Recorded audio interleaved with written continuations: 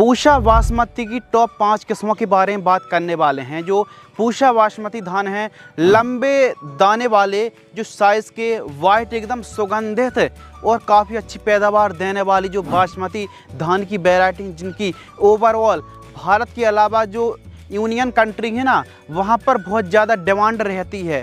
तो काफ़ी जो भारत है काफ़ी बड़ी मात्रा पर निर्यात भी करता है बासमती धान का। तो वे कौन सी वैरायटी हैं जो उत्पादन में काफ़ी झंडे गाड़ने वाली हैं और काफ़ी अच्छा उत्पादन देने वाली, टॉप क्लास का प्रोडक्शन देने के लिए बिल्कुल तैयार हैं, आप इन किस्मों को लगा सकते हैं। तो वे कौन सी किस्में हैं, क्योंकि देखिए धान का सीज़न शुरू होने ही वाला है। तो 2024-25 में धान की खेती किस प्रकार करना चाहिए, कौन सी वैरायटी लगाना चाहिए, इस वीडियो के माध्यम से डिटेल से संपूर्ण जानकारी साझा करेंगे। जब भी किसान भाई धान की खेती करते हैं, जो बासमती धान होती, पूसा बासमती धान होती हैं, तो उनके मन में बुआई से पहले कई सवाल चल रहे होते हैं, जैसे कि कोई हम वैरायटी लगा रहे हैं, उसका उत्पादन कितना है, बालियों की संख्या कैसी है, क्या गिरने की समस्या तो नहीं है, पौधे की हाइट कितनी होती है। तमाम प्रकार के जो सवाल हैं यह किसानों के मन में चल रहे होते हैं। तो सभी किसान भाइयों की जो भी डाउट्स हैं क्लियर और कवर करने वाले हैं। और पूसा बासमती की भी कौन सी 5 किस्में हैं जो उत्पादन के लिए काफ़ी बढ़िया, खाने में टेस्टी, मार्केटिंग में सबसे आगे रहने वाली हैं। तो चलिए शुरू करते हैं। वीडियो को लाइक करके चैनल को अवश्य सब्सक्राइब कर लेना, ताकि आपको जो आगे चल के जो खाद का शेड्यूल है ना धान की फसल पर, यदि प्रॉपर न्यूट्रिशन मैनेजमेंट आप करेंगे दोस्तों, तभी आप एक अच्छा उत्पादन धान की फसल से निकाल पाएंगे। वरना धान की फसल गिरने की समस्या, कम पैदावार की समस्या, रोग बीमारी की समस्या आ सकती हैं। तो इसके लिए चैनल को सब्सक्राइब कर लें, ताकि पार्ट टू पार्ट धान की वीडियो की जो जानकारी, इन्फॉर्मेशन वो आप तक पहुंचती रहे फ्री में। तो चलिए वे कौन सी वैरायटी हैं उनके बारे में हम बात कर लेते हैं। तो बात करेंगे जैसे नंबर 5, 4, 3, 2, 1 ऐसा बात करेंगे। तो 5वें पायदान पर जो हमने पूसा बासमती धान की किस्म रखी है, वो रखी है PB पूसा बासमती 1692 वैरायटी आती है दोस्तों। अब यह जो पूसा बासमती 1692 धान है, यह 1509 और 1601 को कॉम्बिनेशन करके, कंबाइन करके, या फिर इन दोनों को क्रॉस करके 1692 वैरायटी मार्केट में यूनिवर्सिटी ने विकसित की है। तो यह जो पूसा बासमती 1692 धान है, इसमें सबसे अच्छी खास बात पता क्या है, यह बैक्टीरियल लीफ ब्लाइट और ब्लास्ट के प्रति पूरी तरह यह सहनशील वैरायटी, रेजिस्टेंस वैरायटी, यानी बैक्टीरियल लीफ ब्लाइट और ब्लास्ट इसमें आने की संभावना ना के बराबर है। तो इसके अलावा पैदावार कितनी है इस वैरायटी की, इसकी पैदावार यदि हम बासमती की बात करें तो बासमती धान की पैदावार थोड़ा सा कम होती है। 20 क्विंटल से लेकर के आप 28 क्विंटल एवरेज उत्पादन आप इस किस्म से निकाल सकते। पैदावार और भी बढ़ सकती है। यदि हम तैयारी की बात करें, परिपक्व की बात करें, तो 110 से 115 दिन में तैयार हो जाती है। यानी कुल मिला के यह वैरायटी की अगर हम बात करें प्लांटेशन से, तो फिर 115 से 120 दिन, लेकिन नर्सरी से यदि हम काउंट करें, यानी सीड्स से सीड्स तैयार होने तक का जो समय है वो 145 से 150 दिन का समय लग जाता है। लेकिन हम यदि प्लांटेशन से काउंट करें तो फिर यह 120 दिन में यह वैरायटी तैयार हो जाती है। यदि हम बात करें ऊंचाई की दोस्तों, तो इस वैरायटी के प्लांट की ऊंचाई 108 से 115 सेंटीमीटर के आसपास होती है, यानी मध्यम ऊंचाई होती है। 15 से लेकर के 18 फुटाव की संख्या हमको देखने के लिए मिलती है। यदि हम बात करें पूसा बासमती 1692 की, तो जो 1509 वैरायटी आती है ना, उससे 2 से 5 क्विंटल पैदावार इस वैरायटी की ज़्यादा है। क्यों?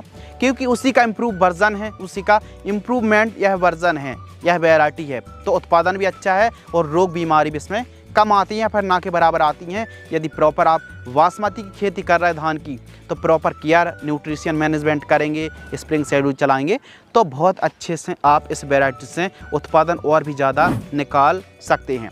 यदि हम टाइमिंग की बात करें दोस्तों, तो इसकी नर्सरी की टाइमिंग है 15 मई से लेकर के 15 जून के मध्य आप नर्सरी तैयार कर लीजिए।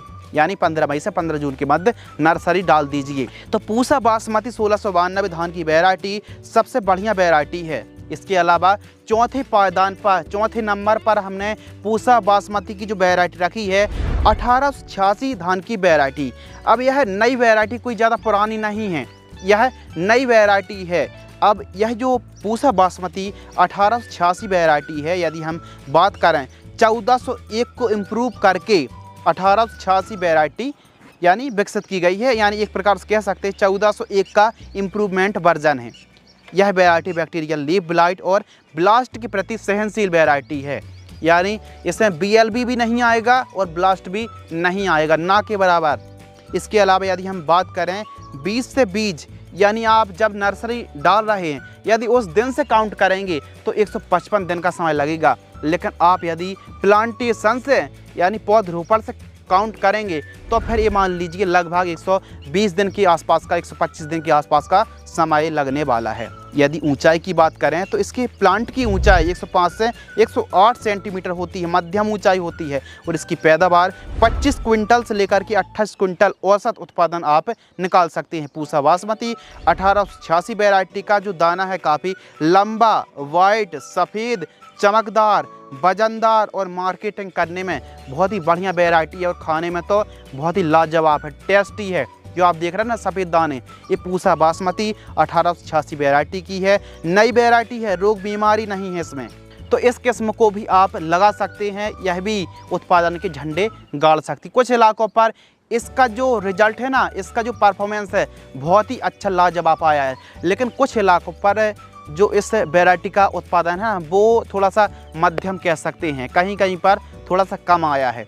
तो प्रॉपर वही बात आती है, न्यूट्रिशन मैनेजमेंट, प्रॉपर केयर करना, खरपतवार की रोकथाम, इन सभी फैक्टर को ध्यान में रख के यदि आप काम करेंगे, खेती करेंगे तो अच्छी पैदावार निकाल सकते हैं। कहीं कहीं पर बासमती धान गिरने की समस्या है, तो आपके इलाकों पर गिरने की समस्या आती है तो नाइट्रोजन को तो आप 50 दिन से पहले ही इस्तेमाल करना, नाइट्रोजन का प्रयोग ज़्यादा नहीं करना है, और कर भी रहे तो 40 दिन के पहले कर लीजिए, पहली बात। दूसरी बात, प्लांट ग्रोथ रेगुलेटर स्प्रे कर दीजिए, जैसे लेहोसिन आता है, चमत्कार आता है, या फिर जो प्लानोफिक्स आता है, कोई एक प्लांट ग्रोथ रेगुलेटर 50-60 दिन की फसल होती है, उस समय यदि आप लेहोसिन का स्प्रे कर देंगे ना 15 लीटर पानी 15 ml, तो गिरने की समस्या नहीं आएगी। 1 एकड़ में दोस्तों आपको लगभग 6 किलोग्राम सीड्स की रिक्वायरमेंट पड़ने वाली है। पूसा बासमती 1886 बहुत ही बढ़िया और बहुत ही बेस्ट सर्वश्रेष्ठ वैरायटी है। इसके अलावा नंबर तीसरे पायदान पर जो हमने किस्म रखी है पूसा बासमती 1847। अब यह जो पूसा बासमती 1847 वैरायटी है ना, यह वैरायटी धान की बहुत ही बढ़िया वैरायटी है, क्योंकि अभी इसको लॉन्च किया गया है। यदि हम बात करें ना कि पूसा बासमती 1847 जो वैरायटी, दोस्तों ध्यान से सुनिए, यह वैरायटी नई नहीं है, नई बनाई गई है। अब जो नई वैरायटी कैसे बनी है तो 1509 और 1790 दोनों को कंबाइन किया गया है, दोनों को यानी मिलाकर के एक नई वैरायटी बनाई गई है। यूनिवर्सिटी वालों ने 1847 वैरायटी को भारतीय कृषि अनुसंधान केंद्र ने इस वैरायटी को विकसित किया है। 1847 जो वैरायटी है वो भी काफ़ी बढ़िया वैरायटी है, नई किस्में हैं। यदि हम प्रतिरोधकता की बात करें तो ब्लास्ट और बैक्टीरियल लीफ ब्लाइट के प्रति सहनशील वैरायटी है। ऊंचाई की बात करें तो इसकी ऊंचाई 110 सेंटीमीटर के आसपास होती है, यानी मध्यम ऊंचाई होती है, पहली बात। दूसरी बात, इसकी नर्सरी 1 जून से लेकर के 30 जून के मध्य आपको हर हालत में नर्सरी डाल देनी है। पैदावार की बात करें तो इसकी पैदावार 24 क्विंटल से लेकर के 28 क्विंटल औसत उत्पादन आप 1 एकड़ से निकाल सकते हैं। अनुशंसित राज्यों की बात करें तो दिल्ली, पंजाब, उत्तर प्रदेश पर आप इस वैरायटी को लगा सकते हैं, हरियाणा पर इस वैरायटी की बुआई कर सकते हैं। यह वैरायटी 120 से 130 दिन में तैयार हो जाती है, लेकिन हम बीज से बीज काउंट करें तो फिर 145 दिन का समय लग जाता है। पूसा बासमती 1847 के दाने पतले, चमकदार, लंबे, टेस्टी, स्वादिष्ट होते हैं और खाने में काफ़ी ज़्यादा सर्वश्रेष्ठ होते हैं। और इससे जो 1847 धान है इसकी डिमांड भी आए दिन बढ़ती जा रही है।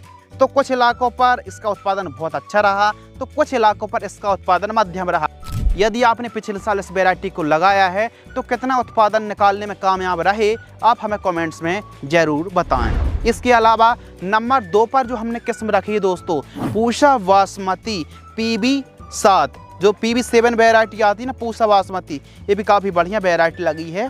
इसकी ऊंचाई 115 सेंटीमीटर, उत्पादन 22 से 24 क्विंटल। तैयारी की बात करें तो 105 से 110 दिन में तैयार हो जाती है यदि हम प्लांटेशन से काउंट करें। इसका दाना पतला लंबा चमकदार होता है और PB7 भी काफ़ी बढ़िया वैरायटी है, काफ़ी अच्छा उत्पादन देने वाली किस्मों में से एक है। इस वैरायटियों पर जो भी हमने पूसा बासमती की जो वैरायटी हमने समावेश किया, चुनाव किया है, इन पर रोग बीमारी का प्रकोप काफ़ी कम होता, मध्यम होता है।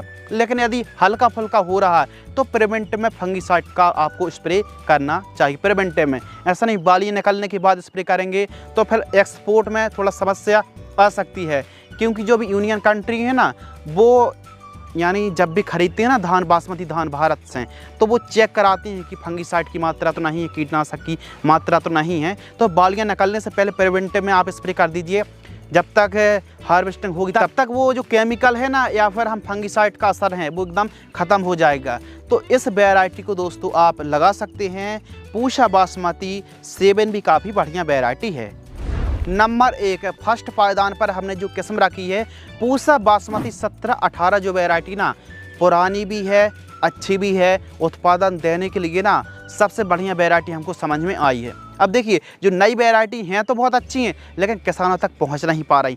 तो 17-18 एक ऐसी वैरायटी है जो कि सभी किसान भाई इस वैरायटी तक पहुंच ही पा रहे हैं। इस वैरायटी का बीज मिल भी पा रहा है और इसका उत्पादन भी काफ़ी हमको अच्छा लगा है। देखिए ऐसा तो नहीं कहेंगे कि बिल्कुल रोग बीमारी नहीं आती हैं, हल्की फुल्की आती हैं, लेकिन प्रॉपर आप इरिगेशन यानी थोड़ा सा कहीं कहीं पर जहाँ सिंचाई के साधन कम है ना, वहाँ पर यदि जब दाना भराव हो रहा हो तो उस समय पर्याप्त मात्रा पर नमी होना बहुत ज़्यादा ज़रूरी है। यदि प्रॉपर आप फंगीसाइड का स्प्रे करेंगे तो बैक्टीरियल लीफ ब्लाइट और ब्लास्ट के प्रति ये मध्यम सहनशील है। आ भी सकते हैं रोग, नहीं भी आ सकते हैं, लेकिन ज़्यादातर इलाकों पर जो प्रकोप फंगस का ना के बराबर होता है।